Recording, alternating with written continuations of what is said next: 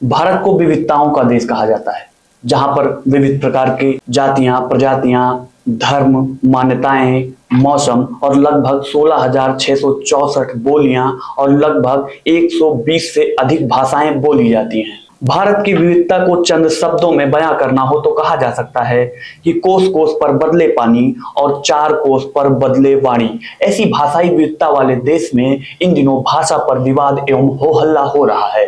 अगर भारत में भाषाओं की बात की जाए तो 120 से अधिक भाषाएं भारत में बोली जाती हैं। वहीं भारतीय संविधान 22 भाषाओं को उनके विकास और उनकी सुरक्षा के लिए मान्यताएं देता है। और अगर भारत में ऑफिशियल लैंग्वेज की बात की जाए तो भारत में मात्र 2 भाषाएं यानी हिंदी और इंग्लिश को ऑफिशियल लैंग्वेज के रूप में प्रयोग किया जाता है। ये तो हो गए फैक्ट्स। अब बात करते हैं 3 लैंग्वेज पॉलिसी के बारे में। 3 लैंग्वेज पॉलिसी को 1964 में कोठारी कमीशन ने विविधता में फैली एकता को बढ़ावा देने के लिए प्रपोज किया था, जिसे 1968 में बने नेशनल एजुकेशन पॉलिसी ने अडॉप्ट किया। साल 2020 में बने न्यू एजुकेशन पॉलिसी ने 3 लैंग्वेज पॉलिसी को अडॉप्ट किया, जिसके तहत क्षेत्रीय भाषा इंग्लिश के साथ साथ अब पूरे देश के स्कूलों में हिंदी पढ़ाना भी अनिवार्य होगा। अब 3 लैंग्वेज पॉलिसी को लेकर देश के कुछ राज्यों में कंट्रोवर्सी हो रही है, खासकर तमिलनाडु में। तमिलनाडु का कहना है कि 3 लैंग्वेज पॉलिसी उनके साथ अनफेयर है। इस पॉलिसी के तहत तमिलनाडु के ऊपर हिंदी थोपने का प्रयास किया जा रहा है। तमिलनाडु में ऐसा पहली बार नहीं हुआ है। जब 1965 में हिंदी को पूरे देश में ऑफिशियल लैंग्वेज बनाने की कोशिश की गई, तब तमिलनाडु में वायलेंस और प्रोटेस्ट भी हुए। तब से लेकर अब तक तमिलनाडु अपने 2 लैंग्वेज पॉलिसी को ही फॉलो कर रहा है। पर अब न्यू एजुकेशन पॉलिसी के तहत इंडियन गवर्नमेंट पूरे देश में 3 लैंग्वेज पॉलिसी को लागू करना चाहती है।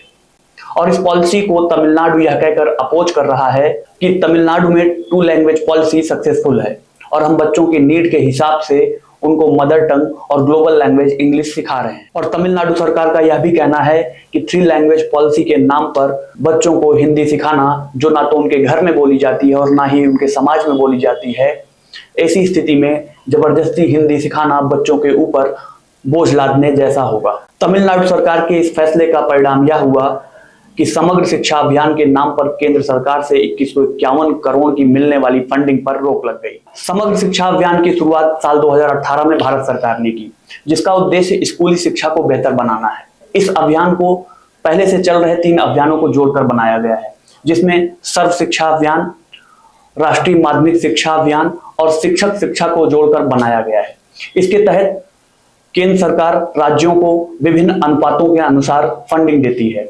जिन राज्यों में या जिन केंद्र शासित प्रदेशों में विधानमंडल का गठन नहीं होता है, उनको 100% फंडिंग केंद्र सरकार करती है। और जिन राज्यों में विधानमंडल का गठन होता है, उनको इस योजना के तहत विभिन्न अनुपातों में फंडिंग की जाती है। समग्र शिक्षा अभियान के तहत सबसे ज्यादा फंड उत्तर प्रदेश को केंद्र सरकार की तरफ से मिलता है। इस वर्ष यानी 2024-25 के सत्र में उत्तर प्रदेश को 6,971 करोड़ रुपए का फंड समग्र शिक्षा अभियान के तहत केंद्र सरकार से प्राप्त हुआ है। वहीं अगर बात की जाए तमिलनाडु, केरल और पश्चिम बंगाल की, तो 2024 और 25 के सत्र में केंद्र सरकार द्वारा इन राज्यों में अभी तक फंड रिलीज नहीं किया गया है, जिसके बाद से इन राज्यों में खासकर तमिलनाडु में हिंदी थोपने को लेकर या 3 लैंग्वेज पॉलिसी को लेकर भाषाई विवाद छिड़ा हुआ है।